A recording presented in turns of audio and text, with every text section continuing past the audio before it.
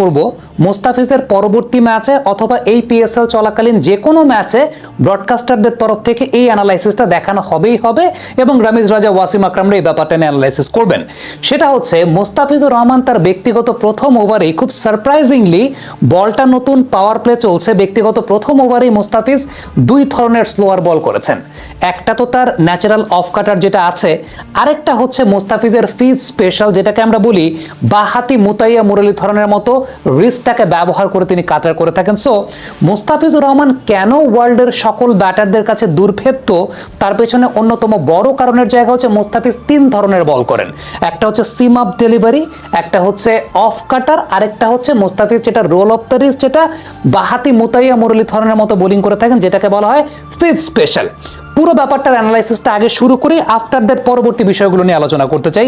সেটা হচ্ছে আপনি খেয়াল করে দেখবেন যেই বলটা কুশল পেরেরাকে তিনি হোয়াইট বল করেছেন সেই বলটা ছিল তার ট্রেডিশনাল অফ কাটার, আর যেই বলটা লাবুসেনকে ব্যাক টু ব্যাক দুইটা বলে তিনি মোটামুটি নাস্তানাবুদ করে রেখেছিলেন সেই দুইটা বল ছিল ফিজ স্পেশাল। এখন এই দুইটা বলের পার্থক্যটা কোন জায়গাটায় আপনি একদম পর্দায় খুব ভালো মতো লক্ষ্য করেই দেখছেন যে দুইটা বলের পার্থক্যটা কোন জায়গায়।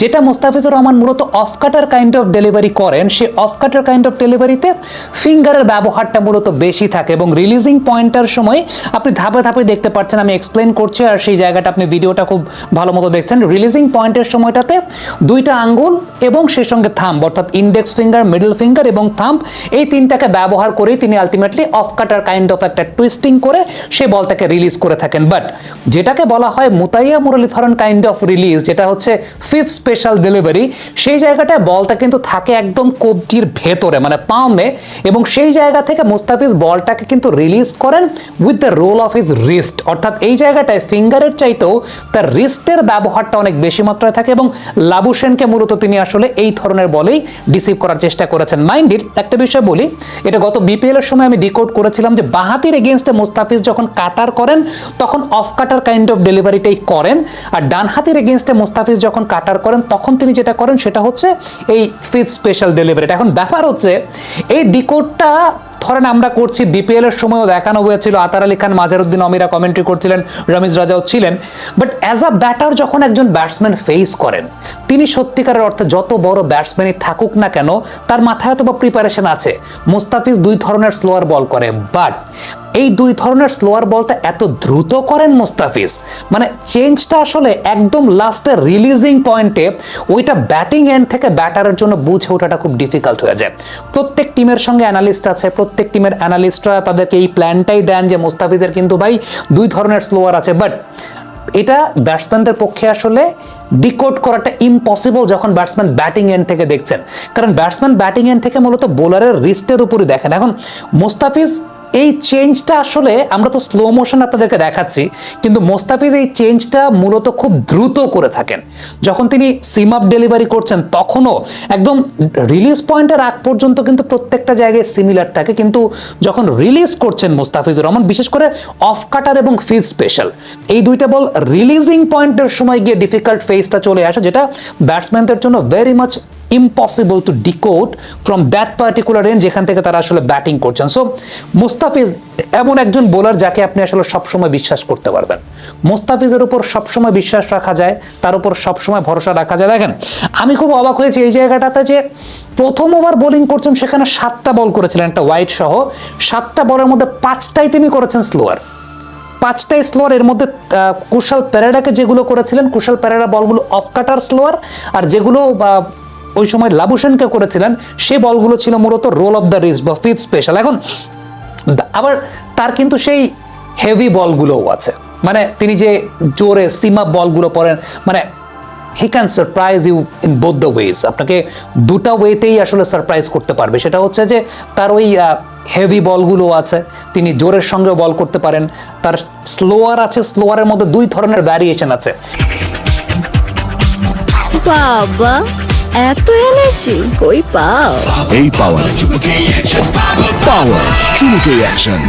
স্লোয়ারের মধ্যে যখন দুই ধরনের ভ্যারিয়েশন একজন বোলারের থাকে, আমার কাছে মনে হয় যে for last couple of years Mustafizur Rahman আসলে টি-20 ক্রিকেটটাতে যেভাবে রাজত্ব করছেন তার পেছনে অন্যতম বড় কারণটা হচ্ছে মুস্তাফিজের এই দুই ধরনের কাটারকে তিনি খুব ভালো মতো ব্যবহার করতে পারছেন।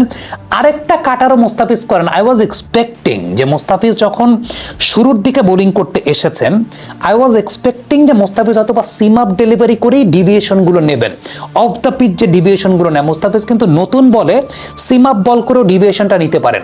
So it's very much difficult for the batters to decode, মানে আপনি সবসময় আসলে অন দ্য গেস থাকবেন, ব্যাটার্স আর অলওয়েজ গেসিং যে এখন কোন বলটা আসবে। এটাই মুস্তাফিজুর রহমানের সবচাইতে মানে বড় ফ্যাসিনেটিং বিষয় from ours point of view, কিন্তু from batters point of view it's a নাইটমেয়ারটা এই কারণেই, কারণ ব্যাটাররা সবসময় গেস করতে থাকে যে আসলে কোন বলটা আসবে। আর আজকের দিনটাতে আমার কাছে মনে হয় যে it was very much special because নতুন বলে বোলিং করছেন, 5 নম্বর ওভার বা 6 নম্বর ওভার তিনি বোলিং করছেন। এই সময় যে রোল অফ দ্য রিস্ট এই টাইপের সারফেসে, বিশেষ করে লাওয়ার কাইন্ড অফ সারফেসে এই টাইপের বল যে ধরবে, গ্রিপ করবে, এটা ডিফিকাল্ট ছিল আমাদের জন্য জাজ করাটা। বাট আমার কাছে মনে হয় যে মুস্তাফিজুর রহমান দেখেছেন যে অন দ্যাট সারফেস লাবুসেনের বল বেশ ভালো গ্রিপ করছিল, লেফট আর্ম অর্থোডক্স একজন স্পিনার ছিলেন, তার বল বেশ ভালো গ্রিপ করছিল। আমার কাছে ব্যক্তিগতভাবে মনে হয় যে seeing that Mustafiz actually decided যে from the very early stage he should go for the slower deliveries. এবং এটাই আমার কাছে মনে হয় যে অনেকে বলেন না যে মুস্তাফিজুর রহমান বোলিং ব্রেন নাই, তিনি হয়তো বা শুধুমাত্র বোলিং করে যান, মুস্তাফিজের বোলিং ব্রেন নাই। এটা মনে হয় তাদের জন্য একটা অনেক বড় শিক্ষার জায়গা যে Mustafizur Rahman last 1.5 years he has been very much mature, তিনি অনেক বেশি মাত্রায় ম্যাচিউর হয়েছেন। এখন মুস্তাফিজ আসলে অনেক বেশি মাত্রায় মাথা দিয়ে বোলিং করেন। মাথা দিয়ে যদি বোলিং না করেন, আপনি দেখবেন কোন সময়টায় জোরে বল করতে হবে, কোন সময়টায় আস্তে বল করতে হবে। থিসারা পেরেরাকে একটা আস্তে করেছেন, but it was going down the leg side, wide হয়ে গিয়েছিল। পরের বলটা আবার জোরে করেছেন, শর্ট মিড উইকেট একটা ফিল্ডার আছে, ওইটাও কিন্তু একটা উইকেট টেকিং ডেলিভারি। যে বলটা জোরে করেছিলেন short pitch, Kusal Perera pull করেছিলেন, আমার কাছে মনে হয় যে the fielder was there at short mid wicket, আমার কাছে মনে হয় যে টু গ্র্যাব দ্য ক্যাচ। এবং যদি আমার কাছে মনে হয় এখানে গ্রাউন্ডেড নামিয়ে খেলতে পেরেছেন, but on any given day ব্যাপারটা এরকম হতে পারে, সরাসরি ফিল্ডারের হাতে চলে যেতে পারে। সো টি-20 ক্রিকেটে মুস্তাফিজুর রহমান যেভাবে আসলে এখন ব্রেন ইউজ করে বোলিং করছেন, এবং আমার কাছে যেটা ইদানিংকালে অনেক বেশি মাত্রায় লাগছে for last couple of years, যে তার কিন্তু অস্ত্র ভান্ডারে অনেক কিছু যুক্ত হয়েছে, যেটা মুস্তাফিজকে সত্যিকারের অর্থে এখন অনেক বেশি মাত্রায় প্রমিনেন্ট করেছে। বিশেষ করে এই দুই ধরনের স্লোয়ার, একটা ফিল্ড স্পেশাল আর একটা হচ্ছে তার অফ কাটার, যেটা হয়তো বা অনেকে ডিকোড করতে পারেন নাই। যারা অনফিল্ড প্রথমবারের মতো আজকে দেখছেন তারা হয়তো আজকে প্রথমবারের মতো দেখবেন, বাট এটা কিন্তু আমরা আপনাদেরকে দেখিয়েছিলাম গত বিপিএল এর সময়টাতেই। বাট পিএসএলে I am pretty much sure যে আপনি হয়তো মুস্তাফিজের নেক্সট কোনো একটা ম্যাচে দেখবেন যে ব্রডকাস্টার আজকে রেডি করে ফেলবে, এবং মুস্তাফিজের নেক্সট কোনো একটা ম্যাচ এটা ব্রডকাস্টিং এন্ড থেকে দেখাচ্ছে। সে অপেক্ষা থাকলাম, পরবর্তীতে সময় আপনাদের সঙ্গে আবার কথা হবে।